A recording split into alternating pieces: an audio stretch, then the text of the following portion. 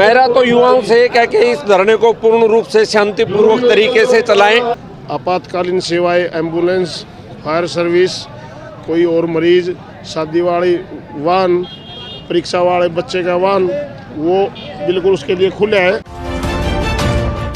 नमस्कार, आप सभी दर्शकों का स्वागत है रिपब्लिक हरियाणा में और मैं हूं सौम्या माथुर। प्रदेश में इस वक्त की बड़ी खबर किसानों के द्वारा चक्का जाम करने को लेकर आ रही है। जैसे कि आपको पता है कि किसानों ने नई रणनीति अपनाते हुए चक्का जाम करने का पूरे प्रदेश में, पूरे देश में कार्य किया है, जिसका असर अभी से पहले देखने को मिल रहा है। पुलिस प्रशासन ने पूरी तरह से कमर कस ली है और इसके साथ ही किसानों ने सभी टोल प्लाजा और सभी नेशनल हाईवे को जाम किया हुआ है। देखिए, जो ये चक्का जाम है ये हमारे किसान संगठनों के आह्वान के ऊपर है और ये पूरे देश के अंदर है। और हमारा जो ये आज का चक्का जाम है ये पूर्ण रूप से शांतिपूर्ण है।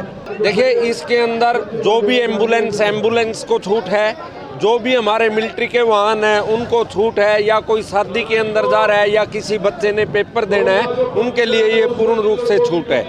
देखिए, मेरा तो युवाओं से एक है कि इस धरने को पूर्ण रूप से शांतिपूर्वक तरीके से चलाएं, क्योंकि सरकार पहले ही हमारे को आतंकवादी, अलगवादी, पता नहीं किन किन बातों से हमारे को बदनाम करने की कोशिश कर रही है। हमने सरकार की किसी भी साजिश को सफल नहीं होने देना। और मोदी जी से एक अपील भी करना चाहते हैं कि मोदी जी, आप इस देश के करोड़ों अन्नदाताओं की बात सुनो और अपने इन 3 काले कानूनों को तुरंत वापस लो और MSP के ऊपर एक गारंटी कानून बनाओ ताकि किसानों का भला हो सके। किसान बड़े शांतिपूर्वक तरीके से अपना रोष व्यक्त करेंगे और किसी प्रकार का कोई असुविधा नहीं होने देंगे।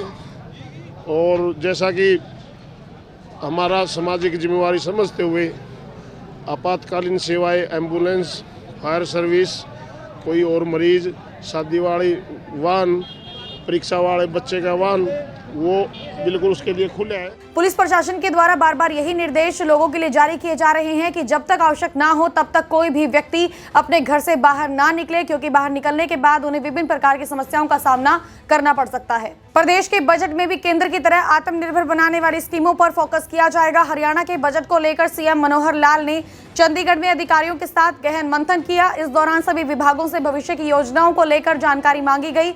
अधिकांश विभागों ने PPT के जरिए भविष्य की योजनाओं के बारे में सीएम को अवगत कराया है। सीएम हरियाणा बजट 2021-22 के मद्देनजर आत्मनिर्भर भारत अभियान की समीक्षा बैठक में सीएम ने कहा कि हमें रोजगार बढ़ाने के लिए, आर्थिक स्थिति मजबूत करने के लिए ईज ऑफ डूइंग बिजनेस और ईज ऑफ लिविंग की दिशा में कार्य करना होगा। उन्होंने बैठक में मौजूद विभिन्न विभागों के प्रशासकीय सचिवों को ऐसी स्कीमें तैयार करने के निर्देश दिए जिससे कि आत्मनिर्भर पैकेज का अधिक से अधिक फायदा उठाया जा सके। करनाल में गोगड़ीपुर रोड पुल के पास 2 अलग अलग हादसों में 3 लोगों की मौत हो गई। घटना की सूचना मिलने के बाद पुलिस ने मौके पर पहुंचकर मामले की जांच शुरू की। मृतकों के शव को कब्जे में लेकर पोस्टमार्टम हाउस में भिजवा दिया गया है।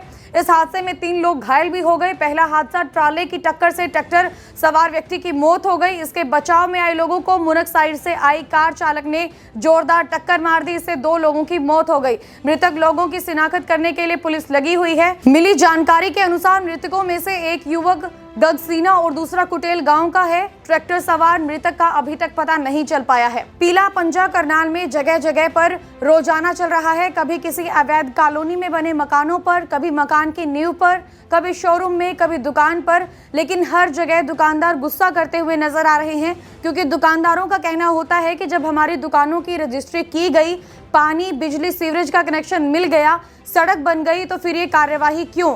हमने बड़ी मेहनत से गोदाम बनाए थे, लेकिन बिना नोटिस दिए सब कुछ गिरा दिया गया। करनाल में आज कार्रवाई न्यू बहादुर चंद कॉलोनी में की गई। वहीं सिरसा में कोरोना वैक्सीनेशन अभियान के तहत स्वास्थ्य विभाग द्वारा दूसरे चरण में फ्रंटलाइन वर्करों को वैक्सीन देने का कार्य शुरू कर दिया गया है। फिलहाल पुलिस कर्मियों का टीकाकरण शुरू कर दिया गया है। नगर परिषद, पंचायत व अन्य विभागों का डाटा अभी अपलोड नहीं किया गया है। कोरोना वैक्सीनेशन के लिए सभी विभागों को डाटा अपलोड करना होता है। इसके लिए अंतिम तिथि 7 फरवरी तय की गई है। विभागों का डाटा अपलोड होने के बाद सभी का टीकाकरण किया जाएगा। इसके साथ ही डबवाली व एलनाबाद में भी टीकाकरण शुरू कर दिया गया है। उधर मौसम का मिजाज अभी भी सर्द बना हुआ है। हिसार में तापमान 4.4 डिग्री रहा, जो सामान्य से 4 डिग्री कम रहा।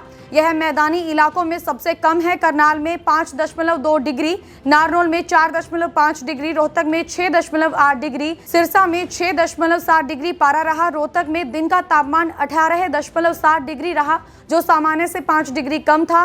पहाड़ों से आने वाली ठंडी हवाओं से अगले 24 घंटे में रात का तापमान 4 से 7 डिग्री तक और कम होने की संभावना है। सुबह कहीं कहीं धुंध पड़ सकती है।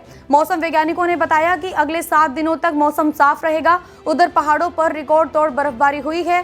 फरवरी में 24 घंटे में 22.4 इंच बर्फबारी का रिकॉर्ड बन गया है। शिमला में 1990 से रिकॉर्ड रखा जा रहा है। तब से एक दिन में इतनी बर्फबारी कभी नहीं हुई है। यह सीजन की आखिरी बर्फबारी हो सकती है। तो ये थी हरियाणा से जुड़ी हुई तमाम बड़ी खबरें। बड़ी खबरों की जानकारी प्रतिदिन पाने के लिए जुड़े रहिए रिपब्लिक हरियाणा के साथ। लाइक, शेयर और सब्सक्राइब करें हमारे पेज रिपब्लिक हरियाणा को। और इसी के साथ मैं सौम्या माथुर आप सभी दर्शकों से लेती हूँ इजाजत। नमस्कार।